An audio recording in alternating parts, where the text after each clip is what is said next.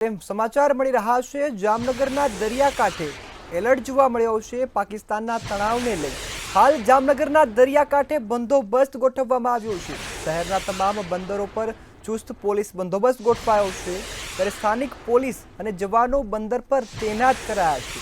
તમામ જે તૈયારીઓ તેજ કરાઈ છે। ત્યારે માછીમારોને દરિયામાંથી પરત બોલાવી લેવાયા છે। તમામ માછીમારોને દરિયો ન ખેડવા સૂચના અપાઈ છે।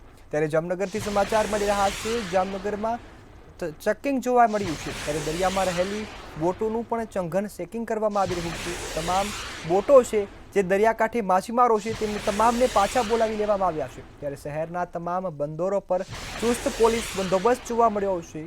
શહેર પોલીસ અને સાથે જવાનો પણ બંદર પર તૈનાત કરાયા છે અને દરિયામાં જે બોટ છે તેમની તલાશી લેવામાં આવી છે। તમામમાં ચેકિંગ કરવામાં આવી રહ્યું છે। ત્યારે માછીમારોને દરિયો ન ખેડવા માટે સૂચના અપાઈ છે। ત્યારે માછીમારો દરિયો ન ખેડે તે માટે આદેશ કરાયો છે। ત્યારે જામનગરના દરિયાકાંઠે પોલીસ દ્વારા બંદોબસ્ત ગોઠવવામાં આવ્યો છે। ભારત પાકિસ્તાન તણાવને લઈ આ નિર્ણય કરાયો છે। પાકિસ્તાનનો તણાવ ધીમે ધીમે વધતો જઈ રહ્યો છે। ત્યારે હાલ ગુજરાતમાં પણ એલર્ટ જોવા મળ્યું છે। ત્યારે ગુજરાતમાં જામનગરમાં પણ એલર્ટ જોવા મળ્યું છે। જામનગરમાં તંત્ર સતર્ક બન્યું છે।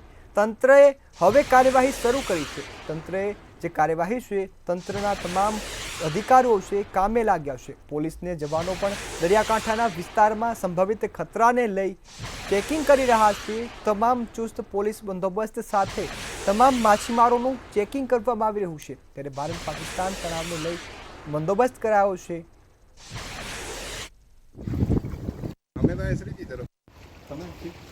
ભારત અને પાકિસ્તાન વચ્ચે જે પ્રકારની હાલ સ્થિતિ વણસી છે, બંને દેશો એકબીજા પર હુમલો કરી રહ્યા છે। ત્યારે સૌરાષ્ટ્રમાં સૌથી મોટો દરિયો કિનારો ધરાવતો જિલ્લો હોય તો તે જામનગર જિલ્લો છે અને જામનગર જિલ્લામાં પોલીસ દ્વારા ચુસ્ત બંદોબસ્ત ગોઠવવામાં આવ્યો છે। કારણ કે જે માછીમારો હોય છે તે દરિયો ખેડવા ગયા હોય છે તેઓને પરત બોલાવી લેવામાં આવ્યા છે અને તેમના ડોક્યુમેન્ટ વેરિફિકેશન કરવાની કામગીરી શરૂ કરવામાં આવી છે। જે પ્રકારના દ્રશ્ય જોઈ રહ્યા છો, બેડી મરીન પોલીસનો સ્ટાફ અહીં પહોંચ્યો છે અને હાલ જે મછવારા હોય છે તેઓ મછવારાના ડોક્યુમેન્ટ ચેક કરવામાં આવી રહ્યા છે। ઉલ્લેખનીય છે કે જે પ્રકારે ભારત અને પાકિસ્તાન વચ્ચે રાત્રિના સમયે જે પ્રકારે સતત રોકેટ મારો થયો, પાકિસ્તાનના 50 જેટલા રોકેટોને ભારતે તોડી પાડ્યા છે। ત્યારે સ્થિતિ જે પ્રકારની વણસી છે જેને લઈને સરહદી વિસ્તારો છે, જે દરિયા કિનારાના જિલ્લાઓ છે તેમાં એલર્ટ જાહેર કરવામાં આવ્યું છે। બ્લેકઆઉટની પણ ક્યાંક ને ક્યાંક અમુક જિલ્લાઓમાં જાહેરાત કરવામાં આવી છે। ત્યારે અહીં જે માછીમારો છે તે માછીમારોની हाल डॉक्यूमेंट जी बताइए आपका नाम?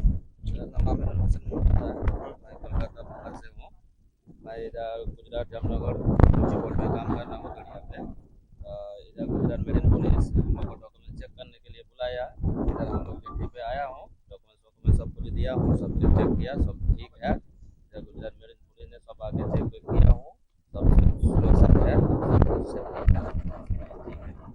तो જે પ્રકારે વાત કરવામાં આવે તો દરિયા કિનારે ચુસ્ત બંદોબસ્ત ગોઠવવામાં આવ્યો છે અને પાકિસ્તાન દ્વારા જે પ્રકારની અવરચંડાઈ કરવામાં આવી રહી છે તેને ભારતે વળતો જવાબ તો આપ્યો છે, પણ ક્યાંક ને ક્યાંક જે સરહદી એટલે કે જામનગર જિલ્લો પાકિસ્તાનની ખૂબ નજીકનો જિલ્લો છે। અહીંથી દરિયા કિનારે નજીક હોવાના કારણે પાકિસ્તાન 1971ના યુદ્ધમાં પણ ક્યાંક ને ક્યાંક જામનગર પર હુમલો કરવાની કોશિશ કરી હતી। ત્યારે ફરીથી આ ઇતિહાસ દોહરાય નહીં તે માટે તમામ પ્રકારની વહીવટી તંત્ર દ્વારા તૈયારીઓ કરવામાં આવી છે। જે અનુસંધાને માછીમારોને પણ પરત બોલાવી લેવામાં આવ્યા છે અને તેના ડોક્યુમેન્ટ ચેક કરવાની કામગીરી બેડી મરીન પોલીસ દ્વારા કરવામાં આવી છે। મનસુખ સોલંકી, મંતવ્ય ન્યૂઝ, જામનગર।